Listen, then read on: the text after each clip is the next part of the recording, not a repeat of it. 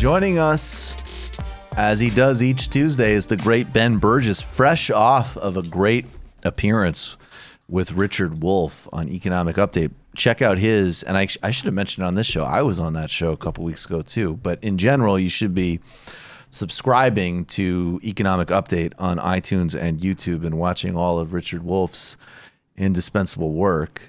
Ben Burgis, of course, also author of Logic for the Left. Give them an argument, Logic for the Left. He has a great Patreon page, and he teaches logic at Perimeter College at the University of Southern Georgia. Ben, how are you?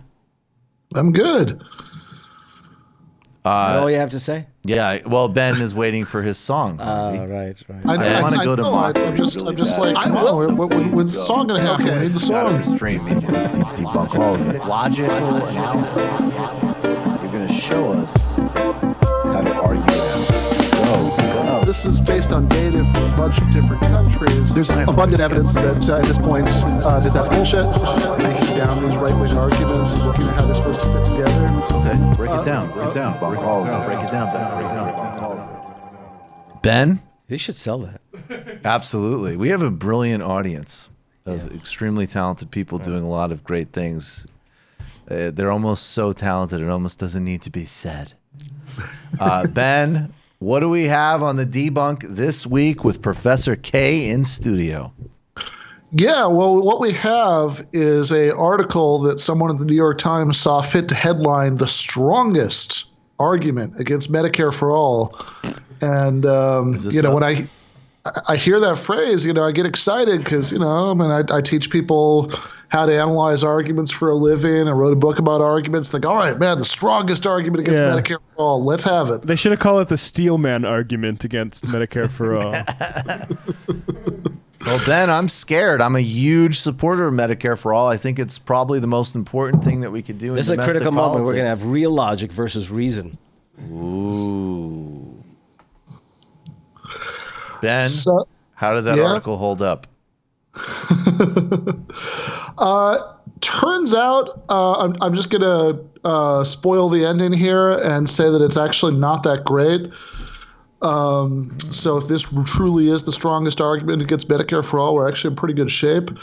But this is also not a particularly new argument, right? So the New York Times just ran this, but this has been around in one form or another for a long time.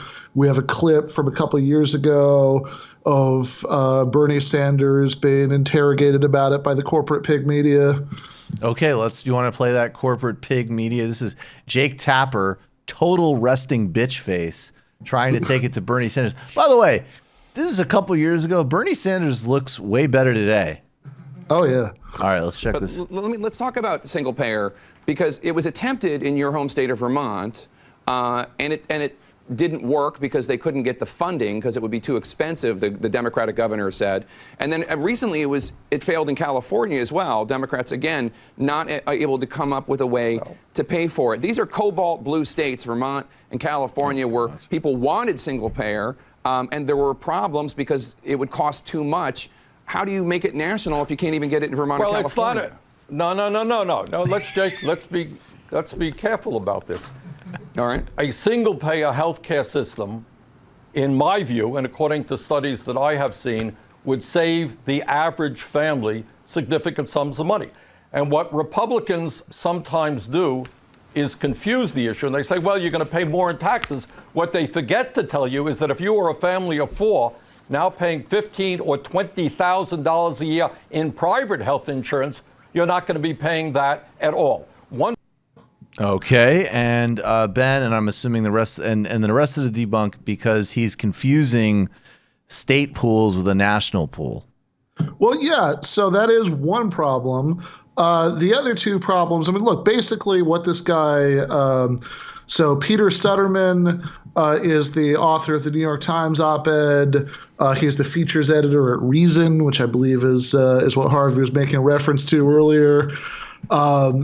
And it's good to have this one with Harvey in studio, because Sutterman's making a historical argument. He's saying, hey, they tried this in Vermont and it didn't work. So it's not going to work in the United States as a whole.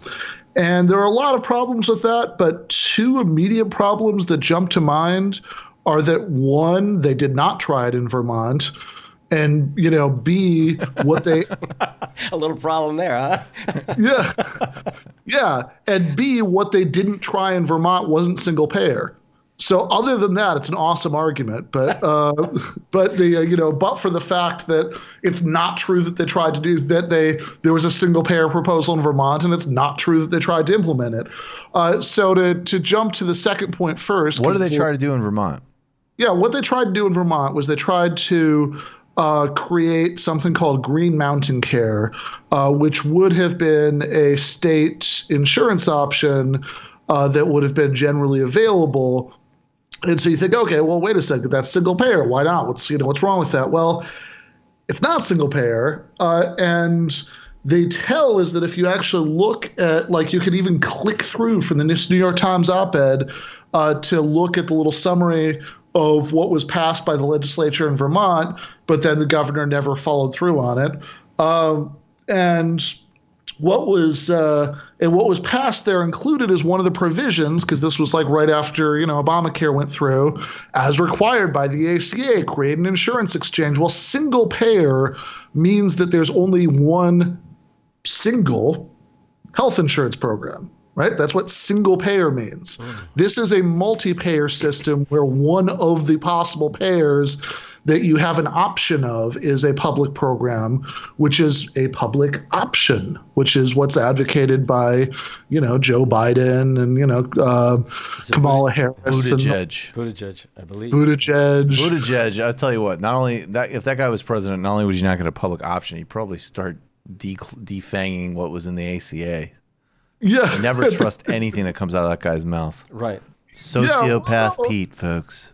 Look. First of all, Mayo we have to stand up for the honor of Pete Buttigieg, who with his great track record of completely screwing up the fourth largest city in Indiana, I think is absolutely equal to the demands of the moment as president of the United States. Yeah, of course. Could not handle Amherst, Massachusetts in the Midwest. But let's make him president with Mark Zuckerberg's cabinet picks. Gee, how stupid are we, to quote Donald Trump? Jesus. Oh, absolutely. So one thing that does stand out about it, the point about how it's not single payer is really worth taking a minute on, because this is important, because basically, if you're a Democratic candidate for president right now and you're not Bernie Sanders or maybe Elizabeth Warren, although she's got some ambiguity on this, you are working very hard right now to muddy the waters about what Medicare for all or single payer means or doesn't mean. Right. And it's a really important point, because it's not at all the same thing. When people talk about, if you have a public option, what's wrong with that? People have an option. And this is actually the Jacobin piece I did last week was about this. Why public? We have this up on screen. Public monopolies. Oh, sorry. Yeah, sorry. Go ahead. Sorry. Are a good thing. And this is actually really worth emphasizing, because you don't get the advantages of single payer with a system where you have a bunch of private insurance companies competing with the public plan. So most obviously, if you have single payer, there are many sellers, but one buyer. That one buyer is really in a position to set prices because they can decide what they're willing to pay. Whereas if you've got a bunch of private, for-profit insurance companies and a public company, then the private companies can just outbid essentially the public option, and they can compensate at a higher rate, which is what leads to the problem that we have right now, where lots of doctors don't take Medicaid, because why would they? Because you have private insurance companies that pay out at a higher rates. They're willing to hold out for that, and so if Vermont had in fact gone through with this, then you would have had a real problem there, because either Green Mountain Care would have gone broke trying to win this race, this kind of bidding war with the private companies, or they would have you would have had the same. You would have had a 2-tier system where it was like Medicaid. You know, if you had Green Mountain Care, you know, you could probably find a doctor, although not necessarily if you're in rural Vermont, right? This is an interesting thing just to add, though, because for all of the discrimination that is obviously class and sometimes race-based with Medicaid, and look, I mean, I've heard, first of all, as somebody who's dealt with public insurance growing up and knew this experience firsthand in terms of not being able to see doctors and, you know, seeing the different types of treatment. And it's a very disgusting thing I won't get into too much, including even just on some personal experiences I had. On the flip side, because it's government provided, Medicaid and certainly Medicare, you'll also get the opposite, which is somebody, you know, okay, like I knew people who, as an example, they would say, well, if my income went up like $1,000 and I could probably do it, but I wouldn't be eligible for Medicaid anymore, then I have to get I either wouldn't be insured, most likely, or I'd have to get some terrible insurance plan, which is over 90% of them. I mean, I could tell you as a extremely thrilled Oscar user, but when I'm on Medicaid, I know that all of my tests, all of my drugs, everything I need is going to be covered. Because on the flip side, it is government care. And I remember, you know, talking to this conservative, you know, physician. He owned surgery centers, bitching about wanting tax cuts. And then out of nowhere, he said, yep, but we do need single payer. Because when I have to take care of patients, I know that the government is going to just give me what I need to take care of them and do my job, and insurance companies won't. All right. So despite the discrimination and 2-tiered insurance problem, you could say, all right, at least if Vermont had this Green Mountain Care, that would be a big improvement. People wouldn't have to worry about losing their government health insurance because they're making too much money. But of course, we never got to see how that would play out, because that's the other problem, right? Problem 1, it wasn't single payer, and problem 2, they never actually tried to implement it. The legislature passed the first step. The governor, Shumlin, who had campaigned on the promise to do this and won, got cold feet about it, right? So he never moved forward with it. Which, by the way, it's probably not a coincidence that Vermont right now has a Republican governor, because fortune favors the bold, and like in many other places, the Democratic Party in Vermont is anything but bold. Right. So if you're saying, oh, this is exactly what would happen with national Medicare for all, then even ignoring the difference between the plans and even ignoring the difference between a state pool and a federal pool, which, as you say, makes a huge difference, ignoring all that, what you must be saying is, oh, so if Bernie Sanders was elected president of the United States, your prediction is that he would bitch out like Shumlin did? That is not my prediction. And also, you know, there's just a huge structural difference in, you know, this is a national system. It's not a state system. How, you know, can you pull off, even if a state did attempt to do it, in still a national environment where these companies own the Congress? I mean, yeah, totally. Yeah. Because to have a truly single payer in a state, you would have to find some way to stop the private insurance companies from doing business in your state. Right. And it's pretty easy to imagine the courts and various federal agencies not letting you do that. Yeah, precisely. Ben Burgis, we know you. We love you. Everybody look up Ben's work. Give them an argument. Logic for the Left. Check out his page. Again, Ben, you're doing fabulous work. Really fabulous work. Wow. Thank you, Harvey. Where would you kind of put him on a curve grade-wise? Oh, man, this is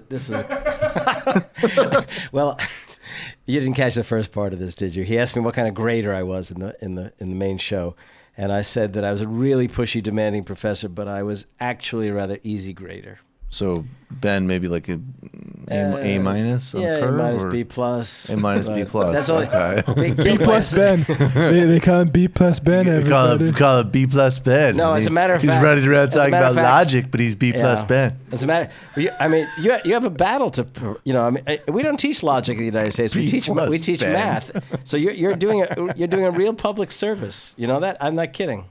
It's still just a B plus. I'd say he's actually a pretty hard grader. No, I'm Yeah, it's a hard grade. Well, wait a second. between us, Ben. Docked for the ad You get the hominems. A, he gets the B plus. Oh, whatever. I'm not getting graded. This is too much fun dealing with all you kids. I'm not getting graded. I own the university. You're in my classroom. Yeah. Privatization, huh? Yeah, indeed. TMBS is a private university. I'm actually looking to see if we can get some bennies out of that. By the way, Ben, you know what? Turn the tables. What would Professor Kaye get? If you answer that question. Professor and Professor Violence. Ooh. Hey, he brought me into it. I know how to escalate. Ben, what would Professor Kaye get? I'll talk to you during the week about a coup d'etat. It's been a real pleasure to be on, so can't wait till next week. Oh, all right. Okay. Ben Burgis. No. Professor Kaye gets gets an A minus. I think that there's I think that like. Wait. I have bad news for you. I signed this up. I'm just auditing your class. I'm not getting a grade. Oh, that's awesome. That's when he does the real reveal. Like, I'm actually not here for a grade.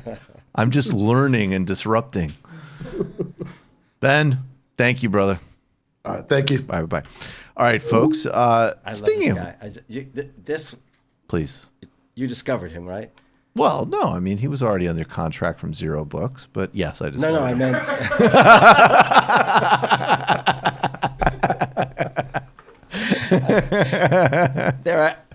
I compliment you on this discovery. Well, I have fantastic taste. Yeah. Professor. I've Kaye. already complimented you on your squad here. It's tremendous, and a lot of people say it's a testament to me. You just watched a Michael Brooks show video. Subscribe to get them all. Why wouldn't you? Don't be foolish. Click subscribe below and become a patron as well. Patreon.com/TMBS. Thanks, everybody.